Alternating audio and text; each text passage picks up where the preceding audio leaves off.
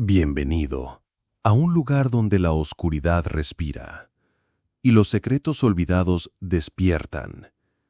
Aquí no solo escucharás una historia, la vivirás, sentirás su peso en tu piel y quizá no vuelvas a dormir igual. Acompáñame, porque esta noche te llevaré a recorrer pasillos donde el silencio grita y donde los muertos aún tienen algo que decir. Prepárate. Lo que vas a escuchar no es solo un relato, es una advertencia. Esto es Hijos de la Oscuridad. Capítulo 1. La llegada al lago Cristal. El sol de la tarde se filtraba entre los árboles, mientras la camioneta blanca subía por el camino de terracería, dejando atrás el ruido de la ciudad. Los 5 amigos iban amontonados, riendo, con música norteña sonando bajito en la radio. «Te lo juro, compás», dijo Héctor, con una sonrisa de satisfacción. «El viejo me contó que en el lago Cristal salen truchas que ni en foto han visto. Está escondido, no cualquiera llega». Luis levantó una cerveza y soltó una carcajada. «¿Y si es puro cuento? Ya me imagino, llegamos y solo hay charcos con renacuajos». «No, compa», intervino Raúl, mirando por la ventana el bosque que cada vez se volvía más espeso. «Los viejos siempre saben algo, y si es cierto, será un buen fin de semana». El camino se volvió más estrecho. La camioneta saltaba con cada piedra. Al poco rato se vieron obligados a estacionar. De ahí en adelante era a pie. El grupo cargó con mochilas, cañas de pescar y una hielera pesada. El aire estaba fresco, impregnado con el olor a pino. La caminata parecía sencilla, pero el bosque tenía algo extraño. Un silencio profundo, como si las aves hubieran decidido callar. «Está raro, ¿no?», murmuró Neto, ajustándose la gorra. «Ni un pájaro se escucha». Carlos, con su voz grave, respondió: «Así son los bosques, chamaco. A veces se quedan mudos». Pero en el fondo todos sentimos lo mismo. Algo no encajaba. Pasaron por un claro donde el suelo estaba cubierto de rocas apiladas, como si alguien las hubiera acomodado en forma de flechas o símbolos. Héctor se detuvo. «Miren esto», dijo agachándose. Eran montículos perfectamente ordenados, no obra del viento ni de animales. El grupo continuó siguiendo el camino hacia el lago Cristal. El bosque parecía jugarles una mala pasada. Los árboles cada vez más juntos, troncos marcados con arañazos profundos y un olor extraño que venía con la brisa. Capítulo 2. La primera noche. El sol cayó de golpe y el cansancio nos alcanzó. Por suerte traíamos carpas y provisiones. Levantamos el campamento entre risas nerviosas y susurros de incomodidad. La noche trajo un silencio absoluto, y entonces comenzaron a escucharse voces. Voces familiares. Yo juraría que escuché a mi madre llamarme. Otro escuchó la risa de su hija, y otro el susurro de su mujer. Horas después, un tintineo metálico rompió el aire. No había viento. Algo rozaba los amuletos colgados en los árboles. Impulsado por la curiosidad y el miedo, salí de la tienda y encontré varios de esos amuletos en el suelo, tirados, como si alguien los hubiera arrancado con desprecio. El amanecer nos encontró pálidos y desvelados, con la sensación de que algo ya había cruzado un límite invisible. Capítulo 3. El tercer día encontramos el lago Cristal. El agua clara reflejaba el cielo, rodeada de pinos que parecían tocar las nubes. La pesca fue abundante, sacamos peces enormes que luchaban con fuerza. La tarde pasó entre carcajadas, bebida y pescado asado sobre piedras improvisadas. Pero al caer la noche, el bosque cambió. Primero oímos ramas quebrarse, luego pasos pesados rodeando las tiendas, golpes secos sacudieron las lonas. Encendimos una linterna y vimos el desastre. Los pescados más grandes arrastrados hacia la cueva cercana, medio devorados. Huellas enormes y deformes desaparecían en la oscuridad. Todos nos obligamos a creer que era un animal común, pero en el fondo sabíamos que algo más nos estaba probando. Capítulo 4. La cueva. Al volver por los senderos, tomamos un camino equivocado. La cueva apareció como una herida negra en la roca. Frente a ella, restos de nuestros pescados, medio devorados. Héctor decidió investigar. El resto lo seguimos de cerca, pero al poco tiempo escuchamos algo. Pasos pesados y crujidos. Algo venía hacia la cueva. Entramos a toda prisa, apagando linternas, escondiéndonos tras rocas húmedas. El hedor era intenso. Carne podrida, piel quemada, hierro oxidado. Y entonces lo vimos. El Skinwalker. Su silueta era monstruosa. Brazos largos, piel colgando como cuero viejo, rostro cambiante, ojos amarillos brillando en la penumbra. Se movía deformado, arrastrando los restos de los pescados. Por horas lo observamos. Sus gritos mezclaban lamentos humanos y sonidos animales, incluso imitaba voces de nuestros familiares. Cada paso que daba hacía temblar la roca húmeda bajo él. Finalmente salió de la cueva, y nosotros, perdidos, avanzamos torpemente con nuestras linternas, sin saber a dónde ir. Capítulo 5. La cacería en la cueva. El frío nos atravesaba. El rugido profundo del Skinwalker resonaba entre los túneles. Sus ojos amarillos nos seguían, sus movimientos deformes y veloces nos obligaban a mantenernos en sombras. Primero Neto desapareció, tras un crujido de piedras. Luego Héctor fue arrastrado sin que pudiéramos hacer nada. Raúl cayó en un pasillo lateral. Su linterna quedó parpadeando sola. Solo Carlos y Luis logramos escapar, gateando, arrastrándonos, confundidos, escuchando pasos y susurros que imitaban voces de nuestros familiares. Cada túnel parecía un laberinto sin fin. Finalmente, entre la desesperación y la ceguera, vimos una grieta por donde entraba luz. Salimos jadeando, cubiertos de lodo. El bosque nos recibió con un silencio sepulcral. Capítulo 6. El regreso y el eco del terror. Luis y yo regresamos al pueblo, devastados. Dimos parte a la policía y voluntarios recorrieron cada sendero y cueva. Pero Héctor, Raúl y Neto nunca aparecieron. Meses después sigo regresando al lago Cristal y al bosque, observando cada árbol, cada piedra, escuchando el viento y sintiendo que algo allá adentro no olvida. A ti que me escuchas, te lo digo claro.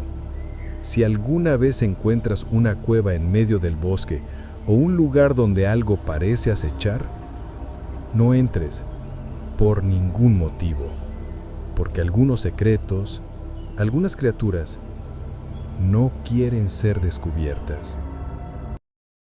Era un fin de semana perfecto para escapar de la rutina. 5 amigos, unidos desde los días de la escuela, se reencontraban después de años de vida adulta. Risas, trabajos, familias y secretos compartidos. Yo soy Carlos, narrador de esta historia, guía turístico especializado en senderismo. Tengo 34 años y aunque mi vida es tranquila, siempre busco aventuras que me permitan sentir que aún vivo al límite. Mi amiga Laura, 33 años, es arqueóloga.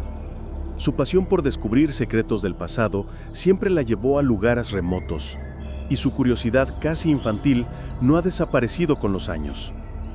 Ana, 32 años, periodista de investigación, no teme a lo desconocido y siempre busca historias que nadie más se atreve a contar. Su valentía a veces raya en la imprudencia.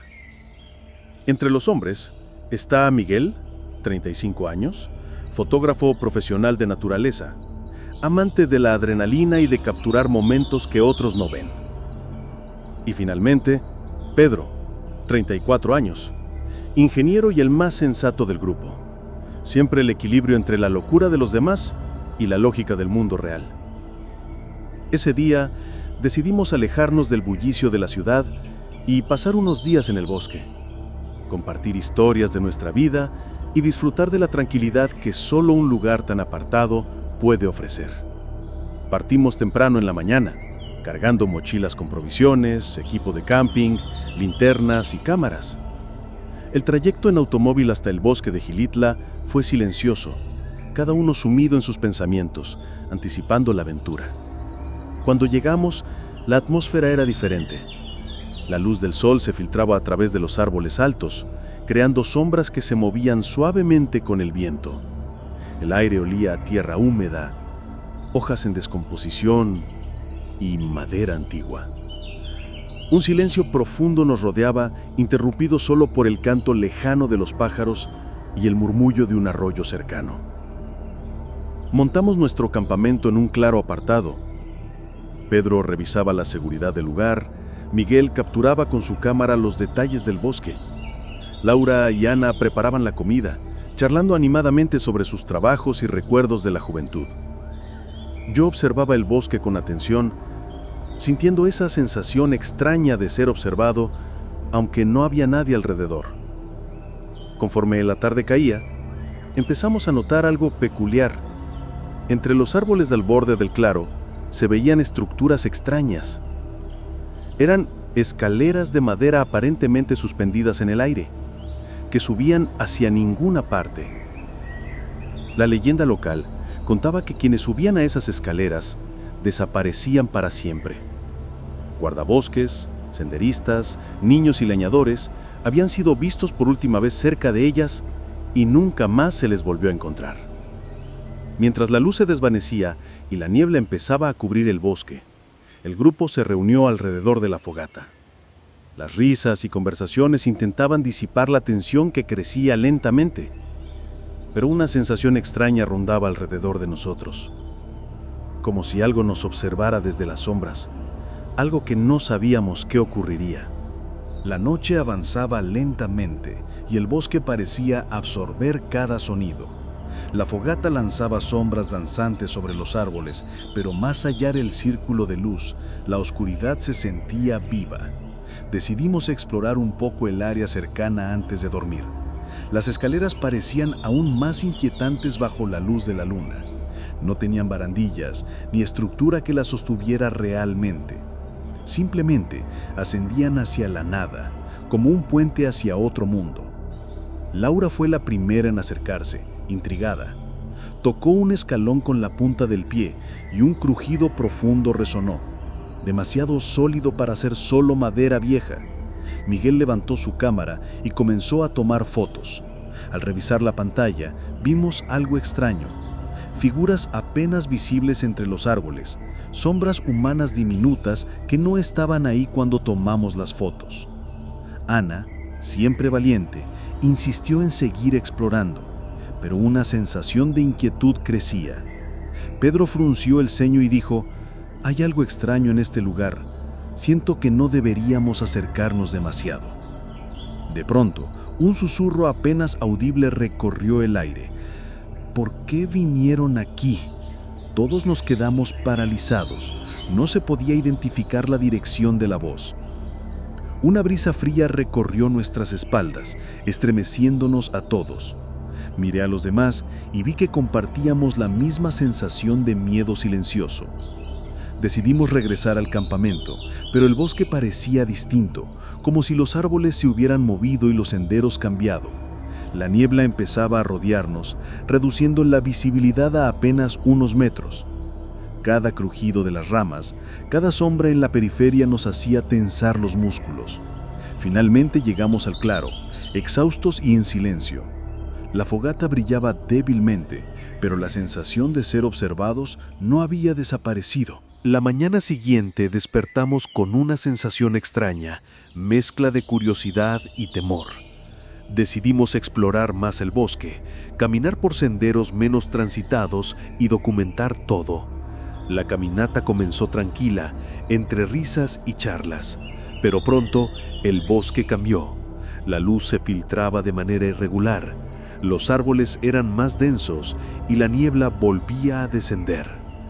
A medida que avanzábamos, notamos marcas en los troncos, símbolos tallados, algunos apenas visibles, otros profundos y antiguos.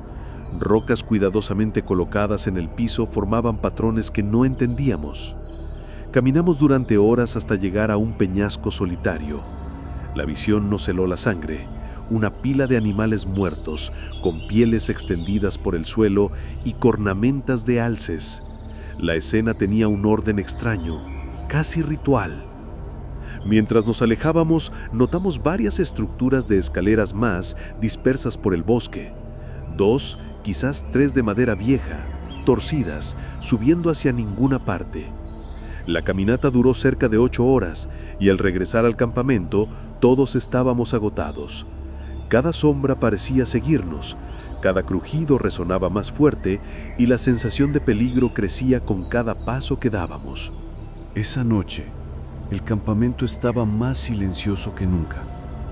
Las sombras proyectadas por la fogata parecían moverse por voluntad propia, estirándose, contorsionándose. Comenzamos a notar detalles inquietantes, objetos que cambiaban de lugar, hojas removidas y un frío extraño que recorría nuestras espaldas. Laura fue la primera en escucharlo, un susurro claro que parecía pronunciar su nombre. Miró a su alrededor, pero no había nadie. Miguel revisaba su cámara. Al encender la pantalla, vimos algo imposible, figuras pequeñas y oscuras, sombras humanas, moviéndose entre los árboles. Pedro comenzó a caminar en círculo alrededor del campamento, nervioso. Cada vez que nos acercábamos a las escaleras, sentíamos un tirón en el estómago, como si algo invisible nos empujara. Ana murmuró, aterrada: «Siento que estamos siendo vigilados. De alguna manera, algo aquí no quiere que nos vayamos». La niebla descendió de repente, envolviéndonos por completo. Los susurros se hicieron más claros, llamando a cada uno por nuestros nombres, burlándose de nuestra impotencia. Nos acomodamos para dormir, todos con un miedo silencioso que ninguno de nosotros había experimentado antes. La noche estaba completamente oscura. La niebla lo cubría todo, y las escaleras que habíamos visto parecían multiplicarse entre los árboles. Caminábamos juntos, pero la sensación de ser observados era insoportable. Cada sombra, cada crujido de ramas nos hacía girar la cabeza, esperando ver algo que nunca estaba allí. Pedro señaló algo en la distancia. Una de las escaleras, más grande que las demás, subía hacia la oscuridad sin fin. No deberíamos acercarnos», dijo. Pero antes de que pudiéramos responder, Miguel dio un paso hacia ella, hipnotizado. Intentamos detenerlo, pero antes de que pudiéramos alcanzarlo, desapareció. Simplemente se desvaneció entre los escalones. Después de la desaparición de Miguel, la desesperación nos invadió. Pasamos días recorriendo cada sendero del bosque, revisando cada peñasco, cada rincón donde pudiera haberse escondido, pero fue inútil.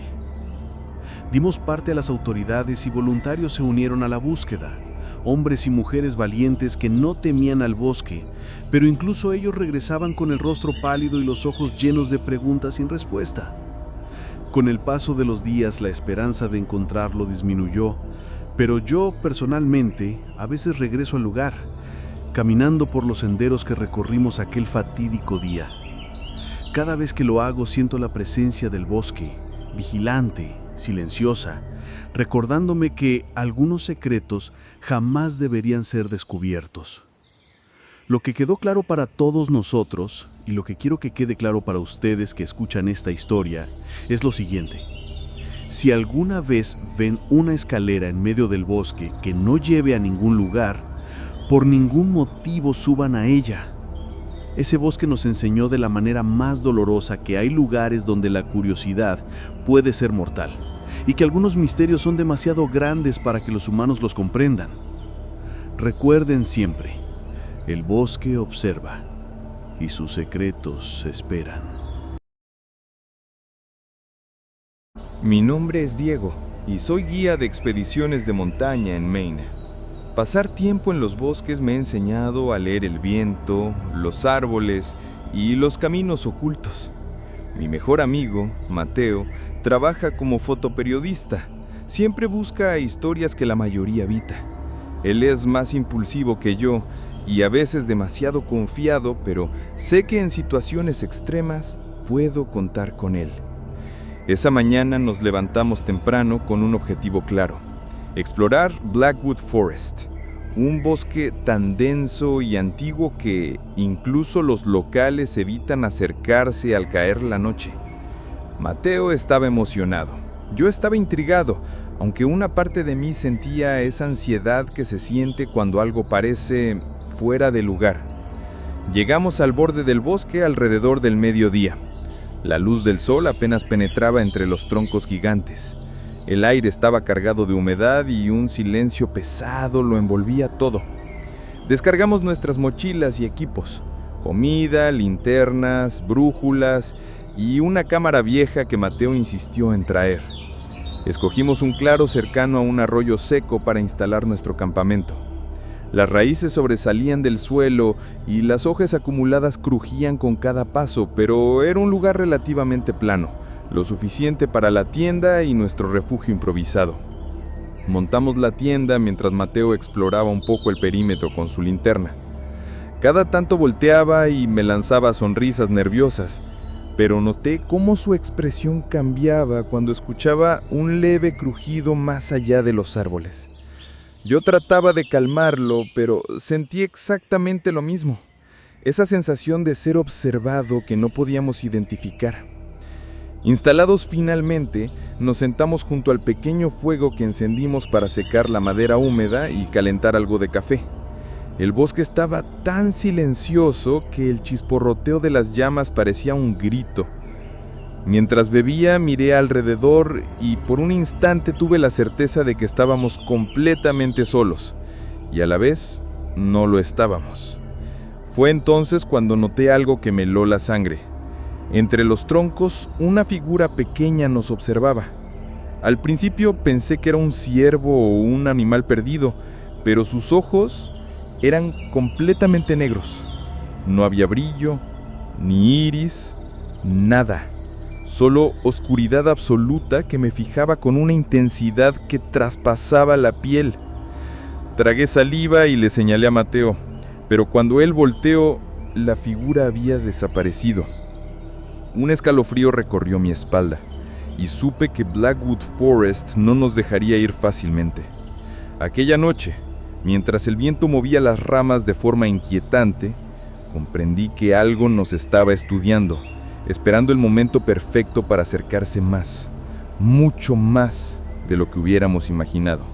La primera noche en Blackwood Forest fue inquietante, pero pensábamos que esa era solo nuestra imaginación. Queríamos unas jornadas tranquilas de práctica de caza y pesca, alejarnos de la ciudad, respirar aire limpio, nada más. Pero al caer la segunda tarde, el bosque empezó a mostrar su verdadera cara. Estábamos revisando nuestro equipo cerca del arroyo cuando escuchamos un crujido entre los árboles. Al principio pensamos que era un ciervo o algún animal nocturno, pero luego vino un susurro, apenas audible. Diego, Mateo. Mi sangre se heló. Nos miramos confundidos, tratando de ver de dónde provenía. Otro susurro llegó más cercano, más insistente. ¿Por qué vinieron aquí, Diego? El corazón me golpeaba con fuerza. Mateo agarró mi brazo y susurró: «No estamos solos». Intentamos racionalizarlo. Voces del viento, ramas moviéndose, pero los susurros repetían nuestros nombres de manera clara y deliberada. Corrimos hacia la tienda, pero al llegar la encontramos vacía y parcialmente volteada, como si alguien hubiera pasado por allí. Mateo intentó mantener la calma, pero su respiración era agitada.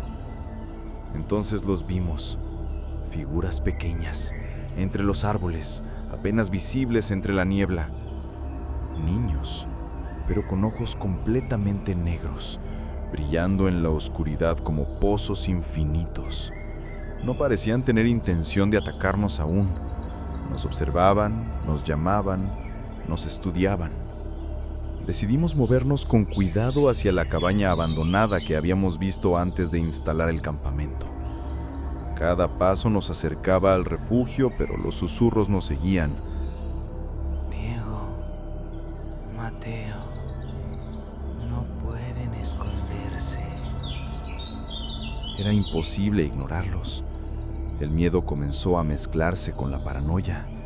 Cada sombra, cada rama movida por el viento parecía un brazo que se extendía hacia nosotros. Finalmente divisamos la cabaña, vieja, de madera podrida, ventanas rotas y un silencio pesado que parecía absorber hasta nuestros latidos. Nos refugiamos dentro, cerrando la puerta como pudimos. El interior estaba oscuro y olía a moho y a madera vieja. Aún así, sentí un alivio momentáneo. Pensamos que dentro estaríamos seguros, pero los susurros seguían afuera y los niños de ojos negros no dejaban de llamarnos por nuestros nombres. Esa noche, entendimos que no veníamos a cazar ni a pescar. Habíamos irrumpido en un lugar que nos observaba, que nos elegía como presas y que el bosque entero estaba vivo y nos quería dentro de su juego. Nos refugiamos dentro de la cabaña, pero la sensación de seguridad duró apenas unos minutos. Cada sombra parecía moverse por sí sola. Cada crujido resonaba como un aviso de lo que se acercaba. De repente, un golpe seco sacudió la puerta principal. Mateo y yo nos miramos, paralizados. No había viento, nadie debería estar allí. Y aún así los golpes continuaron, acompasados, calculados, como si alguien jugara con nosotros. ¡Diego!, susurraron mi nombre desde la ventana rota. Mi garganta se secó. No era el viento, era un tono claro, casi burlón, que parecía conocer cada miedo que tenía. Mateo me miró, pálido. No podemos quedarnos aquí toda la noche. ¿Y si nos rodean? Tratamos de calmarnos. Encendimos la pequeña lámpara y nos sentamos en un rincón, apoyados en la pared. Cada crujido de la madera era un recordatorio de que el bosque nos observaba, que los niños nos estudiaban y que cualquier movimiento en falso podría atraerlos directamente hacia nosotros. La cabaña era vieja, con tablas sueltas que crujían al menor roce. Intenté concentrarme en mi respiración, pero los susurros volvían, ahora más insistentes. ¡Diego! ¡Mateo! ¡No pueden esconderse! Cada vez que volteábamos hacia una ventana, parecían desaparecer, pero siempre estaban en otro lugar, apenas visibles entre los troncos y la niebla. Era un juego macabro. Ellos sabían que nos asustaban, y nosotros no podíamos alejarnos. Horas pasaron sin sentido. Cada vez que intentábamos pensar en un plan, escuchábamos sus voces dentro de nuestra cabeza, susurrando nuestros secretos más íntimos, anticipando cada movimiento. Comprendimos que no solo estaban afuera, nos habían seguido dentro, y que nuestra supervivencia dependía de no perder la cabeza. El silencio dentro de la cabaña ya no era un alivio, sino una amenaza. Cada sombra parecía moverse por sí sola. Cada crujido resonaba como un aviso de lo que se acercaba. De repente un golpe seco sacudió la puerta principal. Mateo y yo nos miramos, paralizados. No había viento. Nadie debería estar allí. Y aún así los golpes continuaron, acompasados, calculados, como si alguien jugara con nosotros. ¡Diego!, susurraron mi nombre desde la ventana rota. Mi garganta se secó. No era el viento. Era un tono claro, casi burlón, que parecía conocer cada miedo que tenía. Mateo intentó bloquear la puerta con una vieja mesa, pero uno de ellos empujó la madera con una fuerza imposible.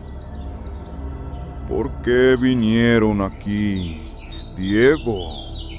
¿Por qué vinieron, Mateo? Intentamos escondernos en un rincón, respirando con cuidado.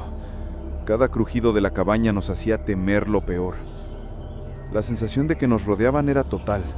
Podíamos escucharlos moviéndose entre la madera, casi jugando con nosotros. Horas pasaron sin sentido. Cada vez que intentábamos pensar en un plan, escuchábamos sus voces dentro de nuestra cabeza, susurrando nuestros secretos más íntimos, anticipando cada movimiento.